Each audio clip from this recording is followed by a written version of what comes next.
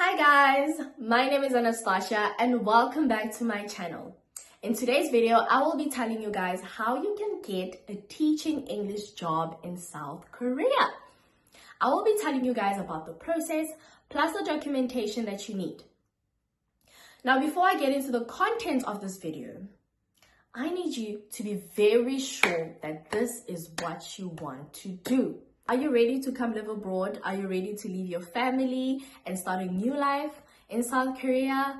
Are you ready to learn about the different cultures and traditions that we have in South Korea? Are you ready to deal with kids?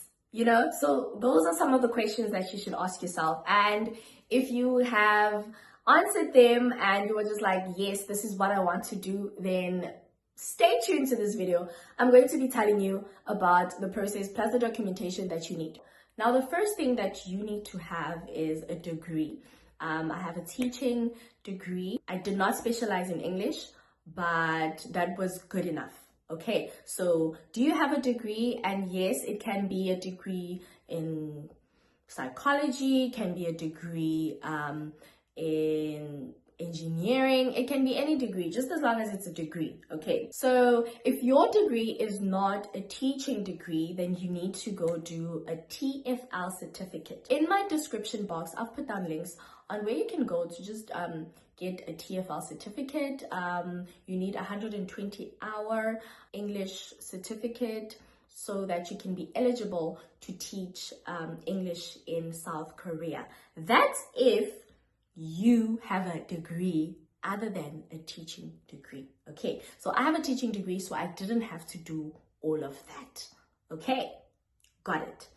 Now that you have your degree and you are sure and you have your TEFL, now you need to go do your passport. Okay, you want to come live abroad, you need to go do your passport. Go and do your passport, go to Home Affairs and do your passport. My passport costed 600 rands if I'm not mistaken. Okay, so I did my passport, and while I was waiting for my passport to be released, this is what I did. I went to the police station and I went to go do my police clearance. Okay, so you're going to go to the police station and you are going to apply for a police clearance certificate.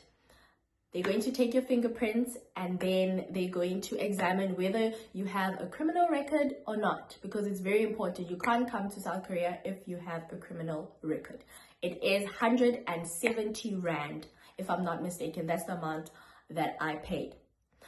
So my police clearance took about 8 weeks for me to get it, so it might be different for you depending on how fast they work on it. So mine took 8 weeks, so you really need to start this process as soon as possible. So this is the next step that you are going to take. Now you're going to take your degree and you are going to verify it. You are going to verify your degree at Saka. Okay, so you're going to take your degree and you're going to verify it. I've put down in the description box again a link where you can get your degree verified. So I took a picture of my degree, I filled in the form that was required, and I sent through my my degree plus the form and 610 rands to Saka. Okay, for my degree to be verified. So Saka will be communicating with you via email. They will tell you when your degree is ready for pickup at Brixton. So usually after they've verified your degree, they will send your degree verification to Brixton Postnet, and then you can opt to fetch it at Brixton Postnet, or you can ask them to send it to your nearest post office, which is what I did. I asked them to send my degree verification to my nearest postnet, and it costed me around about 150 plus minus, and then I went to go fetch it. Okay, so now that you've received your SACWA verification certificate and you have your police clearance, here's what you do. You take both those documents, you combine them, and you go to DIRCO in Pretoria. Okay, you go to DIRCO in Pretoria and you get them apostilled. Apostilling your documents means that you are making them legal to be used abroad. Got it? Good. So I took my documents and I went to Pretoria to go get them apostilled free of charge. This does not cost you a cent, okay? It took an hour for my documents to be verified, and it usually comes with like a certificate and a badge, meaning that it's been apostilled. You're good to go. Your documents, your police clearance, plus your SACA degree verification can be used abroad.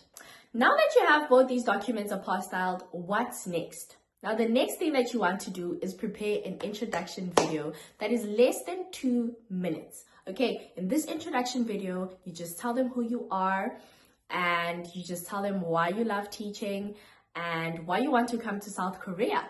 Okay, you must be enthusiastic, you must wear bright clothes, and you must be very warm and welcoming because you are coming to teach children.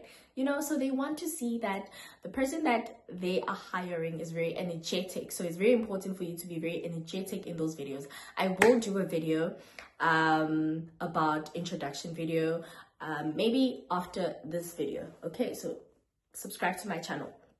Now, the next thing that you are going to do after the whole introduction video, you are now going to start to reach out to recruiters. Recruiters will not talk to you if you don't have these documents, you know, because they are trying to get teachers as soon as possible. It's a very quick process, especially if you have all your documents ready. Okay, so you need to now secure a recruiter, right? So in the description box, I've put down links on different agencies you can try to secure a job from. Okay, now I got my recruiter from one of these agencies and I started to talk to her. I told her, I was like, hey, I've got my documents ready, everything is good. And then I sent it to her and she was like, okay, send me your introduction video. And I did exactly that, and she loved my introduction video. In less than a week, I think in 2 days, she texted me and she was like, I have got a school for you and we have secured an interview for this particular day. So now that I was talking to my recruiter and she secured an interview for me, she gave me a form which I had to take to the hospital for my TB screening. Now for my TB screening, I paid 550.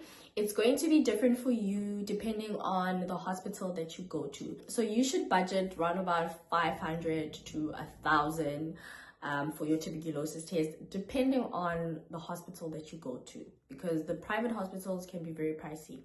So I did that, and then I secured an interview with the school and they loved me and they said I should send through my documents. Now I needed to send all these documents that I have compiled. I needed to send them through to the school for them to apply for a visa, right? So you take your passport pictures, you take a copy of your passport in color, you take your degree that is verified from SACA and apostilled, you take your police clearance that is apostilled as well, you take your contract and your tuberculosis test certificate, and you compile them all together and you send them through to your school. They will send you an address where you should send them. So I took all those documents and I sent them through via DHL, which costed me 1,500. Like, that packet was thin like this, but it costed me 1,500 rand. They took my documents and they sent them through to South Korea to my school. And then my school took those documents and they went to go apply for my visa here in South Korea for me to come, right? And after that, they sent me a VIN number, right? They sent me a VIN number, and with this VIN number, I was going to apply for my visa in South Africa to go to South Korea.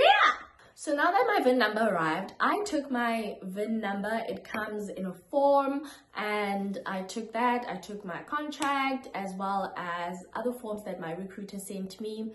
and a passport picture, as well as my tuberculosis test. And I went to the Korean embassy in Pretoria, and that's when I applied for my visa. And after that, I started looking for flights, right? So I secured a very cheap flight, which was the cheapest that I got on the site. It was 17,000 rand. So right after I submitted my documents at the Korean embassy, I started looking for flights because I was sure that I'm going to Korea. There's no way they're going to deny me of a visa. I mean, like, I don't have no crimes. I'm just a girl, you know? So I started looking for flights. I got a cheap flight on Emirates. It costed me 17,000 rand, which was compensated by my school when I arrived in Korea. After a week, I got my visa and I was ready to depart. That was it, literally. So I packed my things, obviously, and I came to South Korea. So when you get to Korea, you are going to come to your housing. This is my housing. And then in a week's time, you're gonna go to the hospital. They're going to conduct a medical test. My medical test was paid by my school director. I did not have to pay for that. But other people do pay for it, and you should budget like 2,000 rands, right?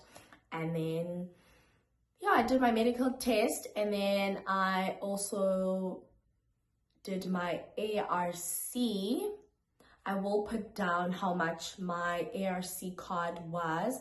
This ARC card is a card that you, it's like an ID, you know, it's like an ID that you're going to use in South Korea whenever it's needed. It like has all your details, your phone number, where you stay, and it also has like the period of stay according to your visa. So if your contract is a 1-year contract, your ARC will have like a date, a starting date, and like an end date, you know. So once that date has passed, you can no longer be in the country. So yeah.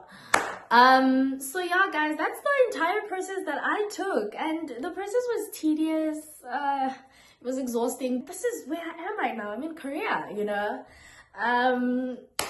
Yeah, it's been amazing. I urge everyone who wants to come to Korea, who wants to start a life in Korea. It does not even have to be like permanent. If you just want to come here, even if it's like for 1 year, it's still okay. But just carry out the process, and it will be rewarding at the end. Like, trust me, it will be rewarding.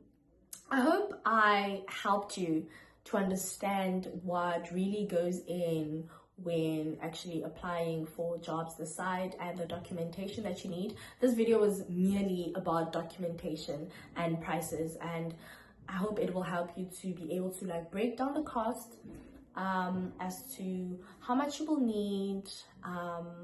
And yeah, there's really a lot of money that is spent, but trust me, it is rewarding at the end. And I think you can do it, you know, because I did it. You can also do it. So yeah, everyone, thank you so much for tuning into my video. I hope you enjoyed this video. I think it was a very educational video. Please don't forget to subscribe, like, and comment. I hope you guys come to Korea and we can build an entire South African family here, you know. Guys, I will see you guys in my next video. Thank you so much for tuning in. Love you loads. Bye.